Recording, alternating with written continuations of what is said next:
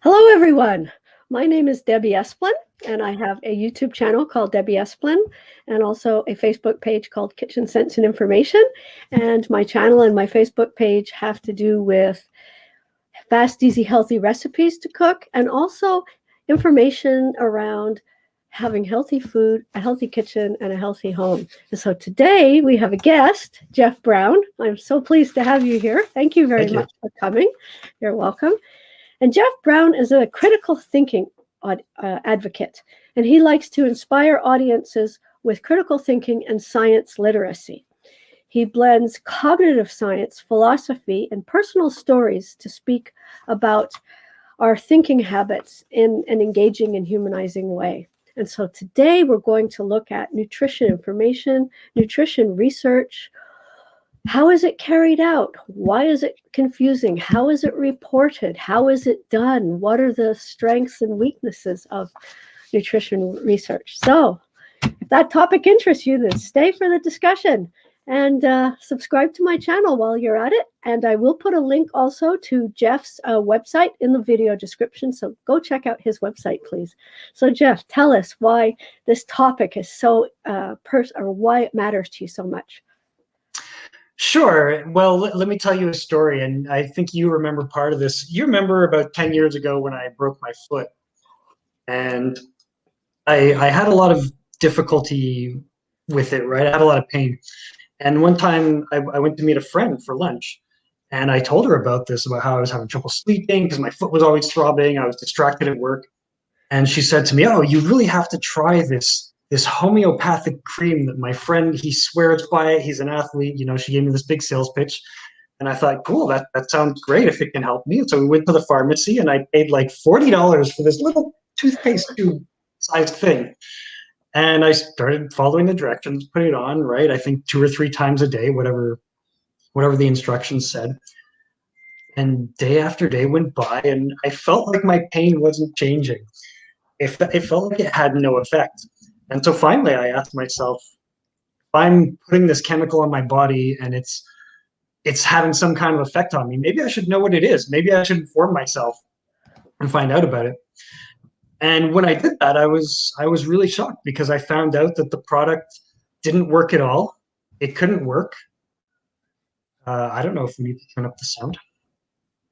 Because somebody put into the chat they can't hear. Hear me? Well, I'm guessing. Okay. I'll talk louder. I don't know how to turn up my sound.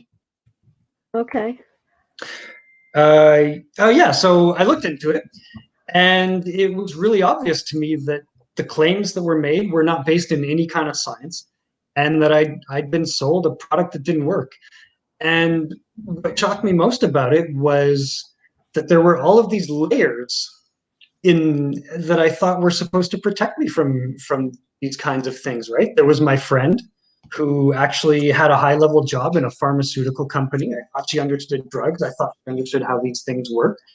She would give me good advice. I went to a pharmacist who I thought was a professional, who was informed about the products they were selling and who wouldn't sell me a product that didn't work. I thought that the government was supposed to be regulating all of these products and ensuring that they work as advertised. And obviously I was wrong. And the more I looked into it, the more I realized that so much of the scientific information that we receive is not accurate. And in a way, I think I was really lucky because I had such a minor problem. I had a bit of pain. It went away after a few weeks. But when you think about people who have serious problems, whether it's medical or we're talking about nutrition here, people who want to lose weight, people who maybe need a certain diet because they have health problems. And if you don't get accurate information, then you're going to make the wrong choices and it can impact on your health. It can impact on the people that you care about. So that's a very important point. Yeah. Thank you. Yeah. So that's why I started doing this, where I'm trying to, I guess, raise awareness and help people to understand how science works and how it gets communicated, and all of the misinformation that we receive and that we can believe if we're not careful. Yeah. That's it's a big topic, and It's, Yep. I mean, there's the whole research aspect, how research is carried out, and then the communication aspect, and they're two very different things. And Yeah, absolutely. And the research side of science is not perfect. I think a lot of the problems happen more on the communication side because we don't get science directly from the scientists, right? We get it from journalists. We get it often from corporate interests that are trying to sell us something. So many of the health claims that you hear come from TV commercials, right? Where those health claims are made while selling you a product. yes. And there's also advertising that is couched as like a scientific article, but it's really a paid advertisement. So that's another form of confusing journalism as well. Well, not journalism, confusing communication. Yeah, absolutely. It's not journalism. Yeah. And now with social media, it gets even more confusing because you get these messages sometimes from your friends. And you could have a similar thing, like a multi-level marketing company where they produce advertisements, and those advertisements go out through their agents. And who are their agents? They're our friends that send them to us on Facebook. So you think you're getting reliable info from a friend, but really it's just a corporate talking point that they're following. Yeah. And then there's also celebrity endorsements. Some celebrities will endorse a product. Maybe they absolutely believe in it, but very often they're paid, and whether they believe in it or not is another question. So, and most celebrities don't necessarily have a background in nutrition science or nutrition research. So, yeah, when I think of my top researchers that I admire, Kim Kardashian is not one of them. That's yes, that's exactly what I was trying to say, something like that. Yeah. So that makes the communication part very confusing. Yeah. But there's also the science. Go on. You go on. I was just going to say, but there's also the scientific research. It's not a linear activity, and it's not a 1 year or a 6 month activity. Like researching and coming to a consensus around the world on a particular issue, it could be 100 years of science testing and arguing, going back and forth, and going around in circles and retesting and arguing again. So it's a non-linear long process to actually come to finally what the world says we think we've actually got to a good understanding of this topic. Yeah, that's something that I thought would be interesting as a thought experiment to imagine. Just imagine somebody hit the wrong button on their computer and all of science was deleted, right? We had none of it. And we had to reinvent nutritional science from scratch. And how would we do it? Because, and to just walk through some of those challenges step by step and see how, sort of get an inside look of how nutrition science works, right? So yeah, let's imagine that, right? There's no nutrition science, none at all. And we want to answer some question. Right? We want to know, I don't know, does an apple a day prevent intestinal cancer or reduce your chances of it? What do we do? How do we study that question? How do we get the answer? Yeah, that's right. If we didn't have all the knowledge that we have now that's built on hundreds of years of research, we wouldn't really know how to eat other than how our parents or our grandparents ate. But the food landscape now is very different from what it was 50 years ago. You know, when McDonald's was just starting and fast food, the term didn't even exist yet. Yeah. Yeah. So how do we find that out? Do we just go around and ask our friends and say, hey, do you think eating an apple a day is going to reduce your colon cancer risks? I mean, that's not going to give us the right answer, right? We're just asking for their opinions. They could be wrong. We'd have to ask a lot of people before we could have any possible hope of getting maybe an answer that's a little bit accurate. I don't think you could get a real answer by popularity at all. Just That's popular possible. Opinion. Yeah. We could look at people's habits. You know, I could find somebody who eats an apple a day and say, hey, what did this person die of? Was it colon cancer or was it something else? Yeah. Is that going to give us the right answer? It's not, right? Because there's random factors. Maybe they were about to die of colon cancer and they died of a heart attack the day before.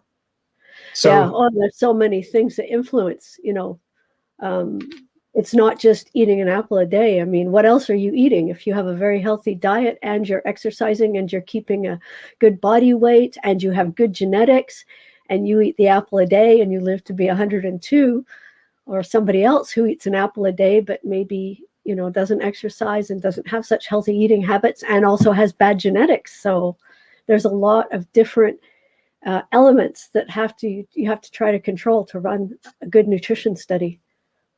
Yeah, so imagine you're the researcher and you have all this data of people and what they eat and what their exercise habits are, and your data maybe suggests that the people who ate an apple a day, they had a lower risk of colon cancer. But does that mean eating an apple a day is really the cause of it, or was it maybe, like you say, some other factor? And it's really hard to say. You need to do a Yeah, lot of difficult statistical modeling. You probably need to do a lot of different studies, try different methods. And you hope over the years and all of the studies that they do that eventually you get a picture emerging where you can have a level of confidence and you can arrive at a conclusion. But it takes time. it takes a And lot of time. yeah, Yeah. and as you can see from the state of nutritional science, we don't have a lot of clear conclusions about things. Yeah. Well, and one of the challenges with doing nutrition studies is you can't really lock people into a room for 5 years and where Mhm. you control everything they eat and you weigh it and write it down. So most of the time, either they're done after people die and then looking back at their life, or they're done while people are living, but they might go on for 5, 10, or 20 years, and people have to self-report certain things about their habits. And so there's a built-in lack of reliability in that method, but there's not very many options when it comes to carrying out long studies in nutrition science, and the long studies are the ones that give us the best answers, and multiple long studies. So it's a very challenging field to do research in. Yeah.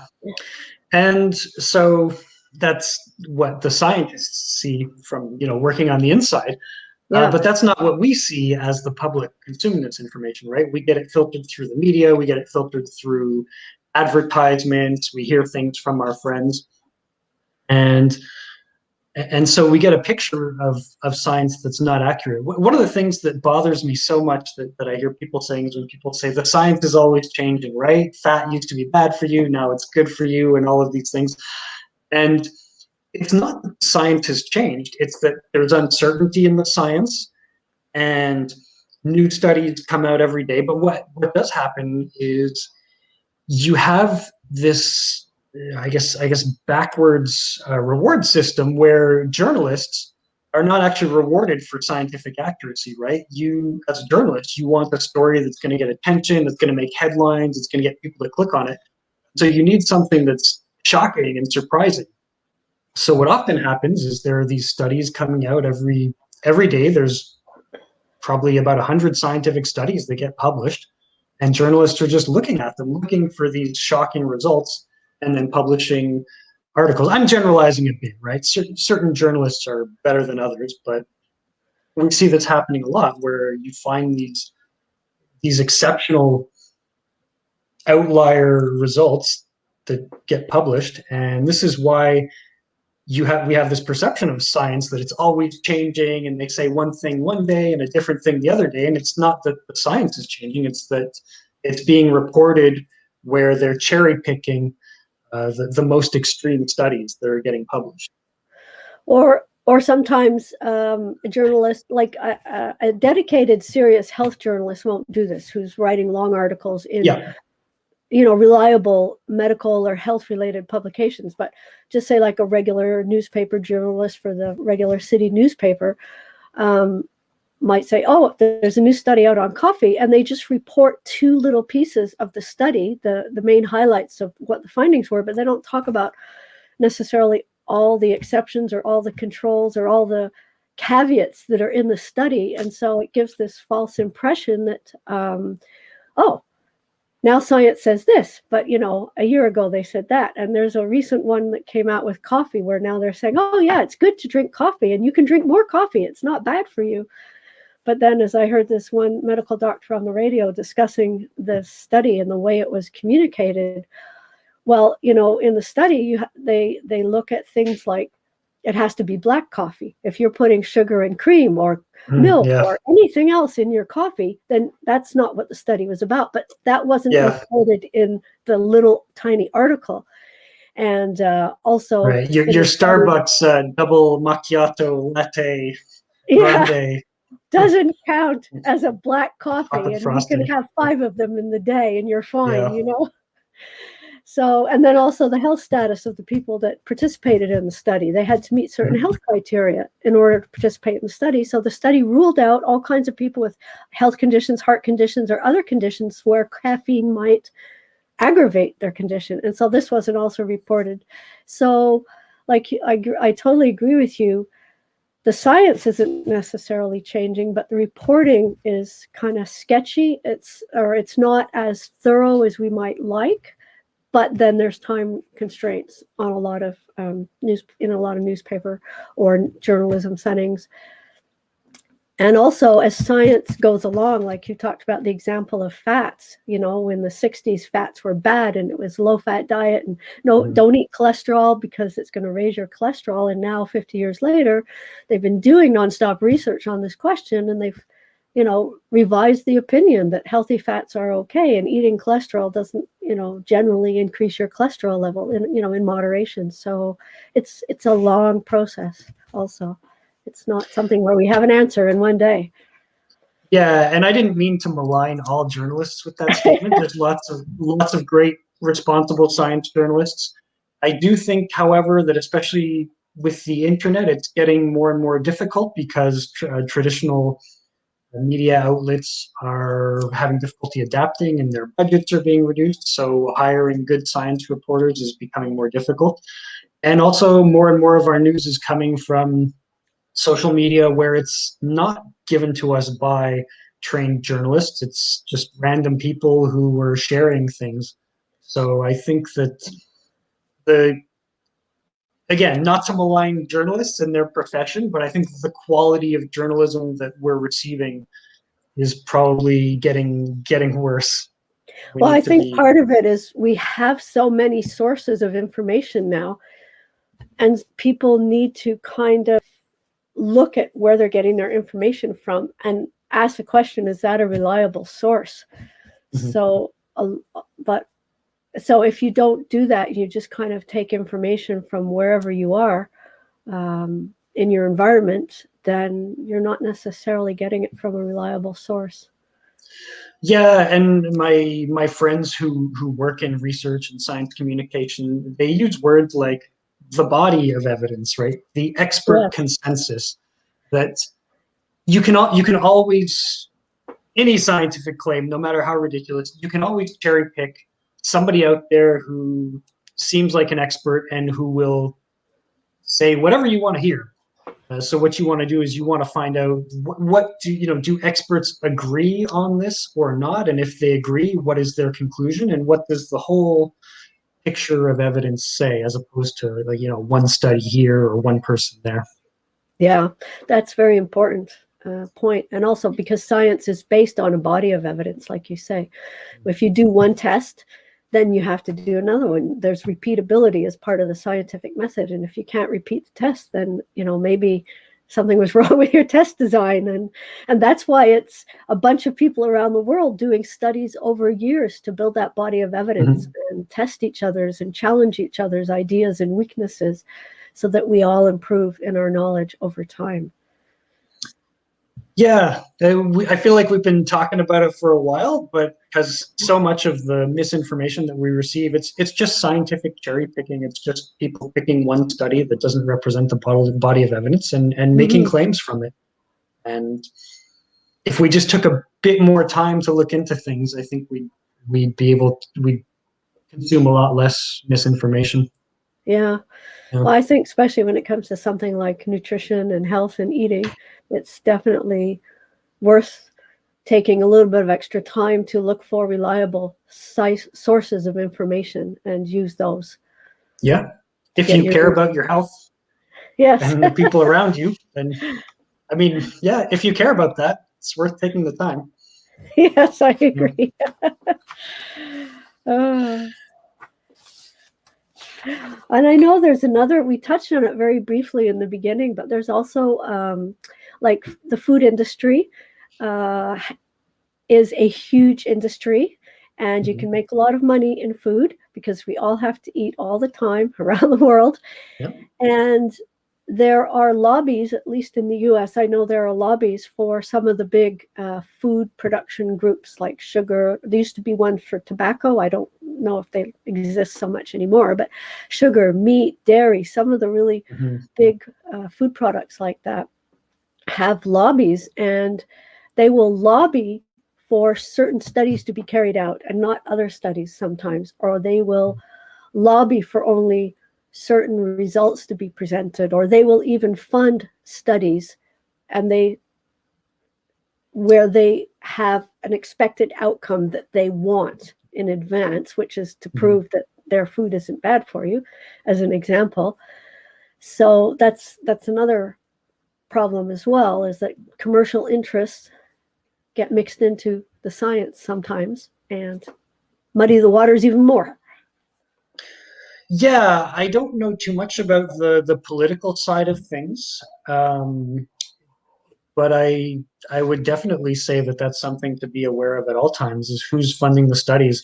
And it's usually something you can find out. If you read a scientific study, it'll tell you who did the study, it'll tell you who funded it, and you should be wary of that, absolutely. And also try to look for what we call secondary research, which means it's not the researcher who conducted the actual study. It's a researcher who is looking at a bunch of studies, and they will look at all of these things, right? Who funded it? Was this study probably being influenced? Was their methodology sound? Did they have enough participants? They'll look at the quality of the study, and then they'll merge all of this to a review or a meta-analysis where they try to draw a conclusion from a whole bunch of studies. Yeah, that kind of research actually is very interesting to do. Once you have enough of a body of information, then you can do that kind of research and come to some good conclusions. Yeah. It's still not perfect, but it's better than reading a study here, a study there. Yeah. Yeah. Well, I mean, it's like the mainstream media wants to pull their audience in, or wants to have an audience, because they rely on advertisers to pay for all the costs of running their media outlet, whatever it is, whether it's print or whether it's podcasts or social media sites or whatever. So they rely on advertisers, so they have to get people to come and consume the content. And so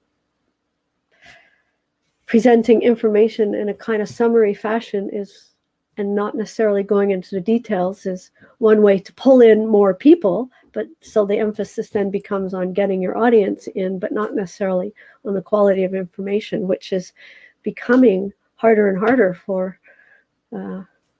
responsible journalistic enterprises to do, because of the competition, because of the lack of funding. So yeah,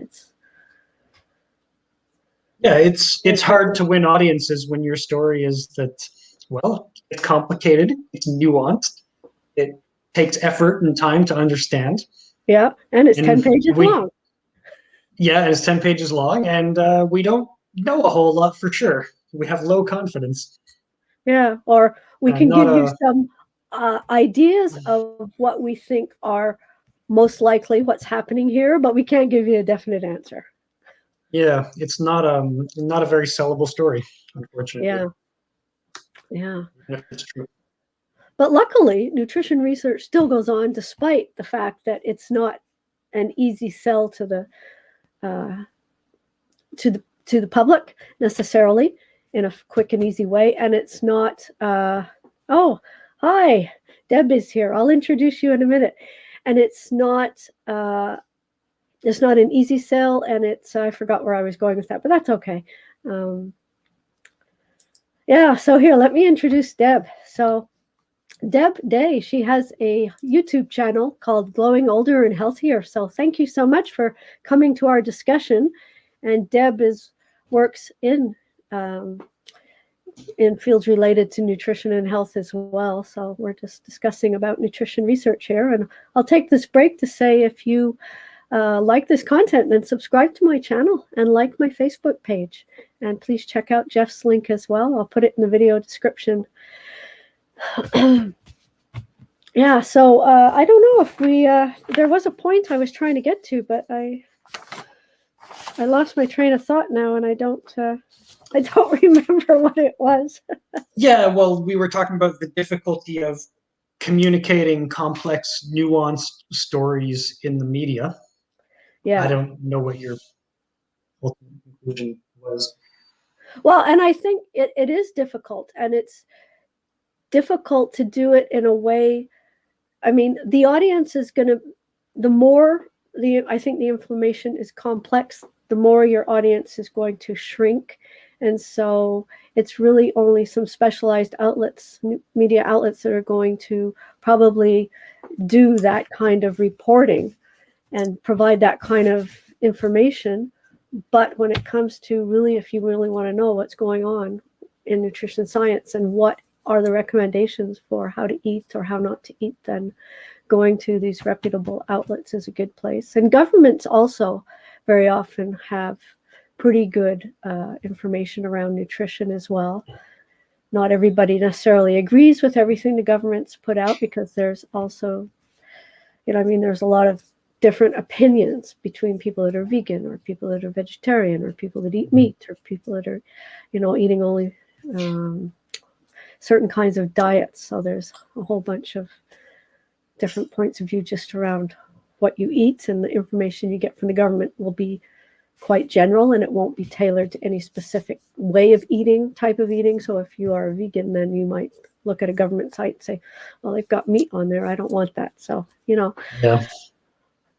Once again, yeah, it comes back to the fact that it's going to be a challenging topic, and it's going to be, I think it's just always going to be a challenging topic.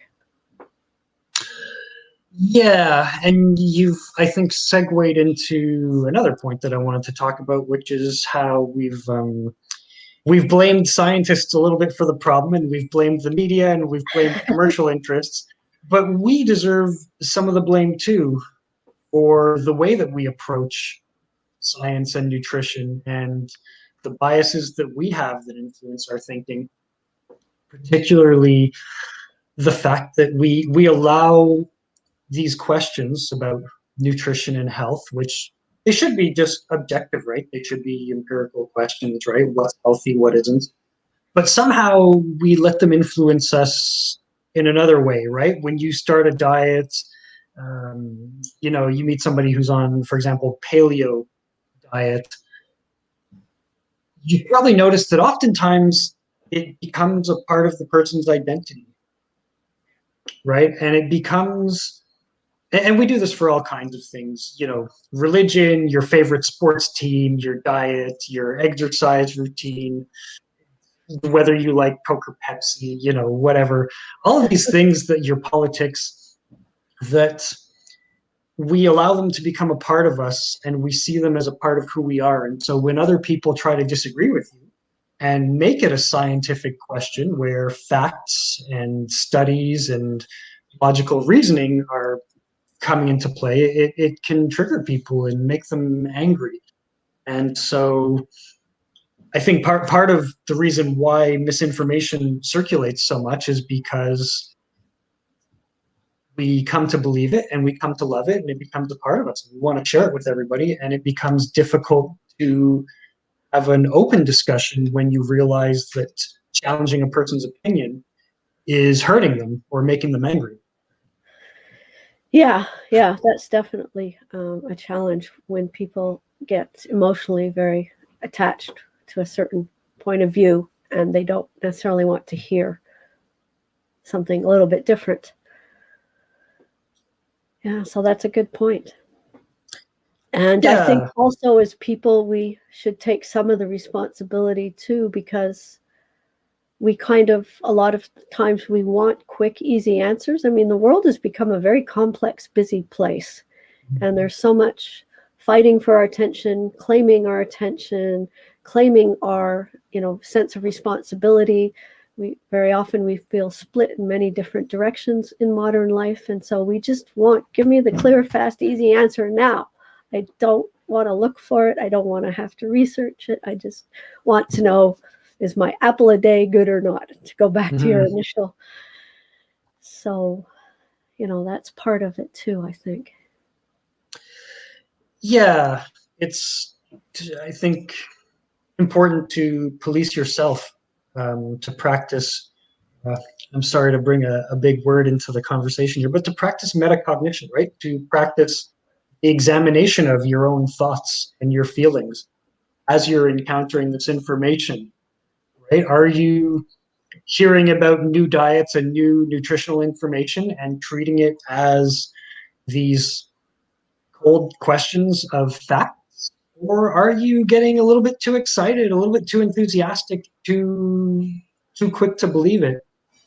You want to have a healthy dose of skepticism, and you want to be able to question your own thoughts as you see them passing through your mind. Yeah, that's a good point. I'll touch on that in a sec. I just wanted to say hi to Judy. She can see she's from North Carolina, and she has a YouTube channel as well, Asian American Legal Focus. She's a lawyer.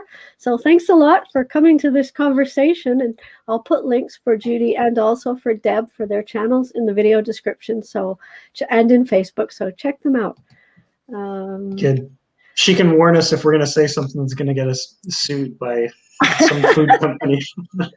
Well, I mean, she's licensed for North Carolina, so maybe for the US, maybe. But yeah, so Deb says, yeah, there's so many factors to anyone's person's success or failure that have to be looked into. And most people won't ask or know what to ask to figure out what they need to know. And that's really true too. Either they won't ask or they don't even know what question to ask as well. So I guess maybe some of it comes down to, if you have the mindset of trying to reduce your level of ignorance about any topic, and so you're going to approach the topic with a questioning mindset and trying to look at the information and see, do the pieces fit together? Does it make sense? Is it logical? Then you're more likely. Is there evidence for it? Is there evidence for it? Got to Yeah. throw that in there. Yeah. Sure. Good point. You're more likely to maybe start asking questions that will help reduce your level of ignorance, because we all start off very ignorant as babies, and hopefully over our lifetime we become less ignorant. So, and learning what are the right questions to ask. Yeah, I want to go back to that and Yeah. say why it was so important to me to throw in that part about evidence, because there are these cognitive illusions that we sometimes suffer from, these cognitive biases that we have, right? It's just sometimes the way we see the world and the way we perceive it is not accurate. And one of the things that can often fool us is the feeling of certainty or the feeling of coherence, right? When you get an explanation about something and it just all seems to make sense. But particularly if you're talking about something scientific, science is always empirical. It means that you're not supposed to ask yourself, does it make sense? You're supposed to go out into the world and do some kind of test, take measurements, and find out if it's actually true. So when it comes to scientific matters, the question should always be, what's the evidence first? And then, does the evidence make sense? Does it fit with everything else that I know? Does it fit with the larger scientific picture? Yes. Although I have to say, I mean, as somebody, I've got a food science certificate and university degrees. And when I've got to read a medical article or published in a medical journal, or a nutrition article published in a nutrition journal. I mean, the jargon, the language that you go through to get to, to understand the study, it's quite, even for me, I find it's like, oh, this is really not fun. So I can kind of understand the reluctance of a lot of people to, try to go back to the source. So I think you want to ask the question, yes, is it evidence-based? Because that is the scientific method. It's testing evidence, testing hypotheses and gathering evidence and repeating the test to see if it's actually made sense or not, because very often you can make a mistake in your study and you get false results, and you find that out by repeating. Mm-hmm. But going to the actual evidence to really check it out, that's definitely something that a more specialized, probably science or nutrition journalist would be doing. Not necessarily the general public, but if they can at least kind of approach like if they are reading an article and at least ask questions like, does the person say how the study was carried out? Do they, even if they're just reading a report, does the person describe what were they controlling for? How did they control? How did they limit factors that could influence or change the result? Those are good questions to ask when you're reading even just a basic news report on a nutrition study. Yeah, usually what I find is if you're getting information that people are just sharing on Facebook, or claims from people trying to sell you diets and vitamin supplements, it's a lot of times if you just ask for the scientific studies and take a quick look at the summary, you find pretty quickly that it doesn't hang together. It doesn't. Mm-hmm. So sometimes it definitely, when you're trying to look at science, actual published papers, it can get very complicated and very difficult, and there's a lot that I don't understand. But sometimes with the low-hanging fruit, it's surprisingly easy to find that you're being lied to. Yeah. So that's it comes down to really being critical, or approaching from a critical point of view, and not just taking stuff for granted. And like Deb says, plain language is very helpful for people to understand. Yeah, and you will often find experts who will break those studies down into plain language. Not just, you can look at the scientific studies directly, or also just take a sample of experts who have blogs on the topic. Make sure that they're not selling you something at the same time on the sidebar of the blog. Try to find, tailor your Google searches so that you find experts with differing opinions and see what are their different arguments and who's making more sense. And look at their backgrounds, what kind of experience do they have to be able to interpret nutrition studies. Well, and you were saying conflict of interest. Well, conflict of interest is against the journalistic code of ethics, at least the Canadian journalism code of ethics. And I imagine it's pretty similar in the US and probably Europe and UK as well, Australia, New Zealand. So yeah, if you're in a position of conflict of interest, or if you're being paid for a piece of work and you're not disclosing that you're being paid, then that's also against the ethics of good journalism. Yeah, assuming the person is a journalist and not just somebody who's trying to sell you. There's a lot of regular people that do write for different blog sites on different topics, and they may be very knowledgeable and they may not. Yeah. So then we come right back down to, it's still up to us to kind of do our homework to ensure that we're getting our information from reliable sources, because we can't necessarily rely on everything that's out there as being the truth.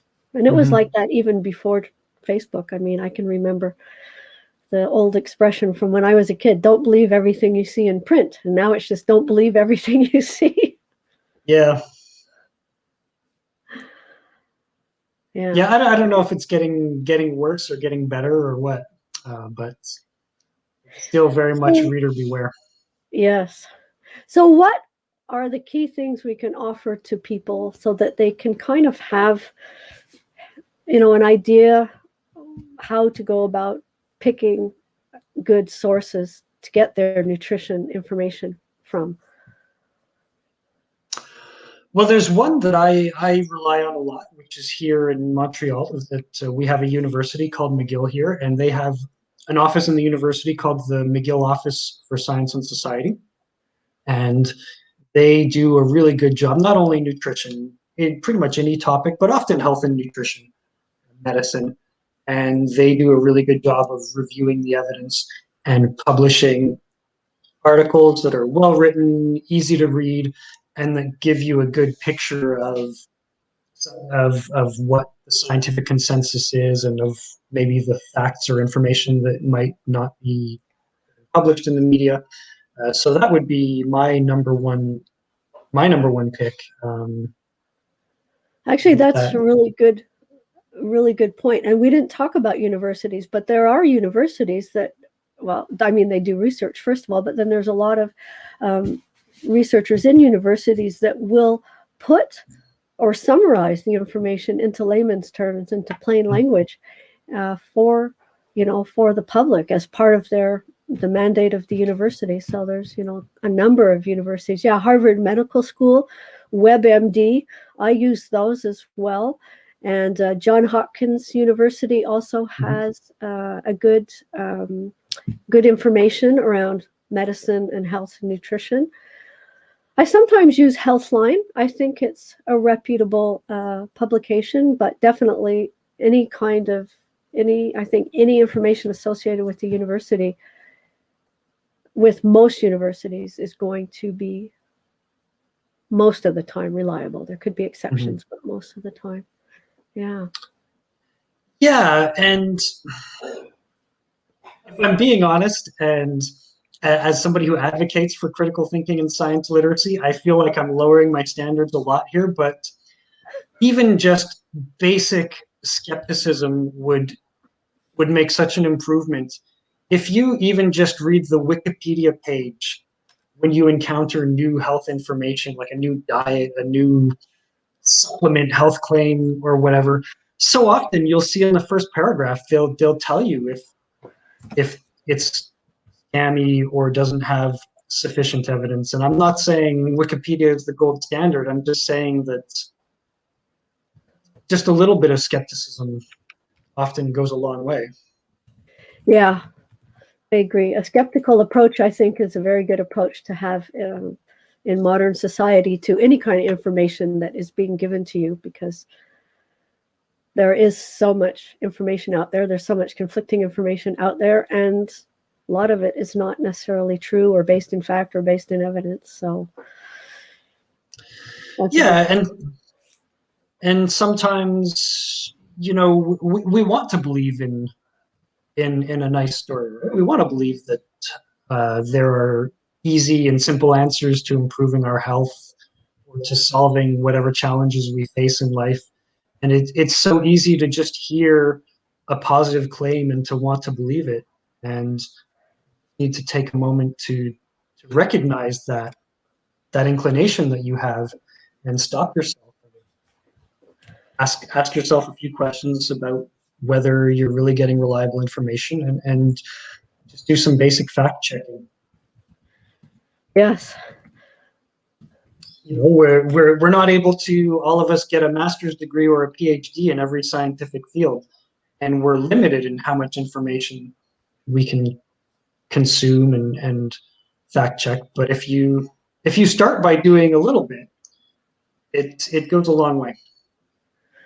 Yeah, and I think as you get used to thinking in that way and saying, okay, I'm going to ask questions around the news I hear, I'm going to just research a little bit to check it out, even taking 2 minutes to check it out, it can become a habit. And then it will, over time, as you pursue that, you get better at it. Just like anything you practice, you get better at it. And I just want to say hi to my friend here, Smithy. He has a fitness channel on YouTube with really good exercises. So thank you for stopping by, Smithy.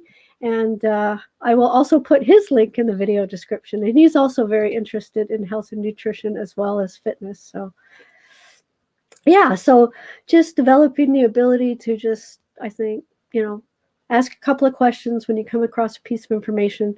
Do a quick Google search. Try to suss out reliable sites. And over time, you start getting comfortable with what are the reliable sites.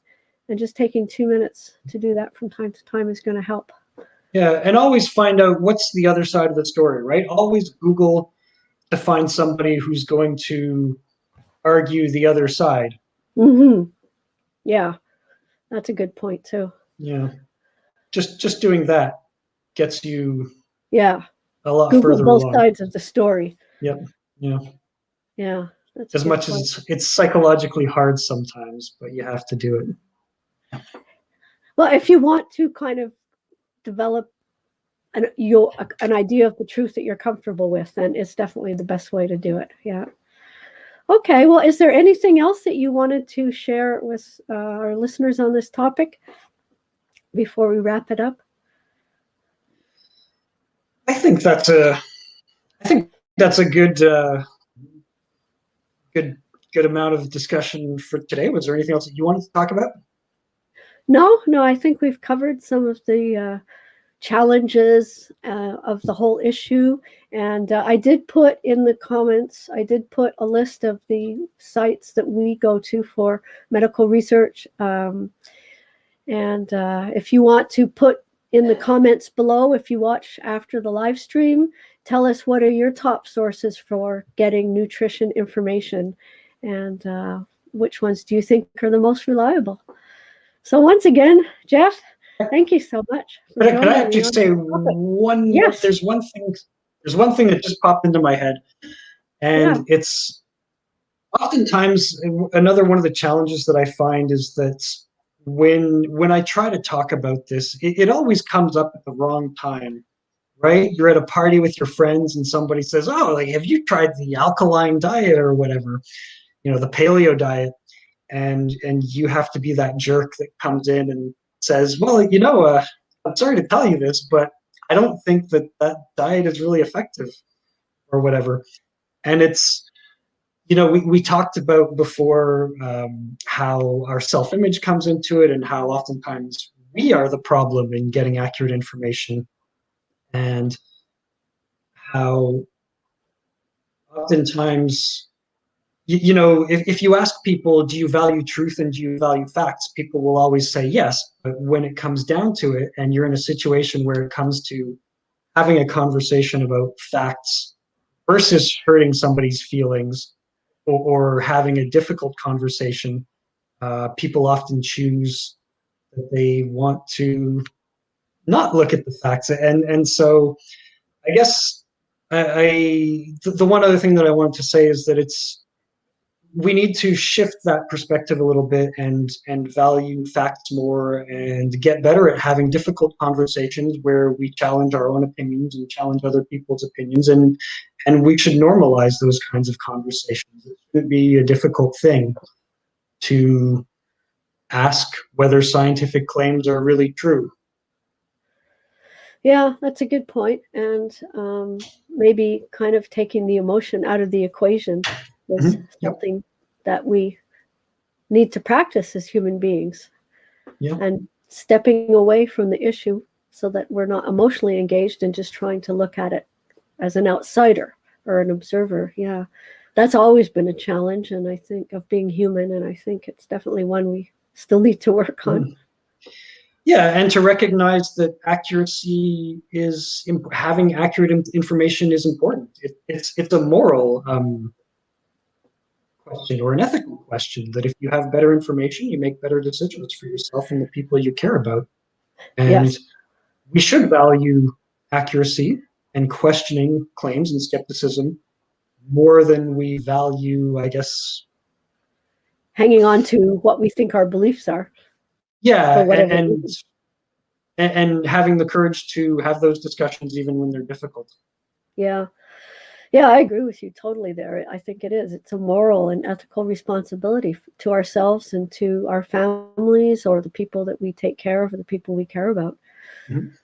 Yeah, and it Yeah. is. It's hard sometimes to have difficult conversations. Like I know some people that are on a, like you say, paleo diet or keto diet, which is one that I don't necessarily feel is appropriate for me.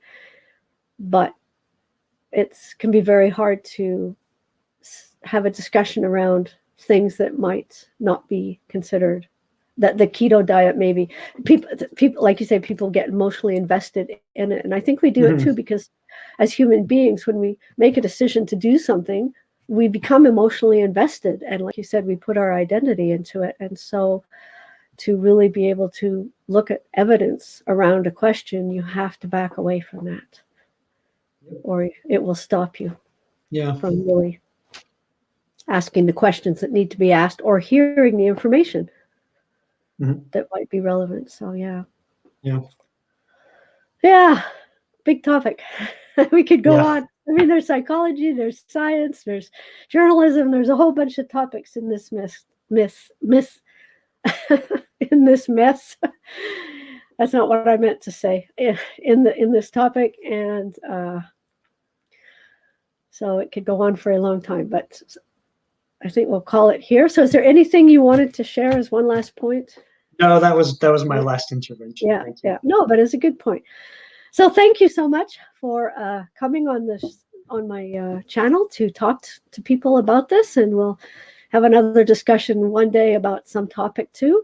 So I really appreciate your point of view, and do check out Geoff's website.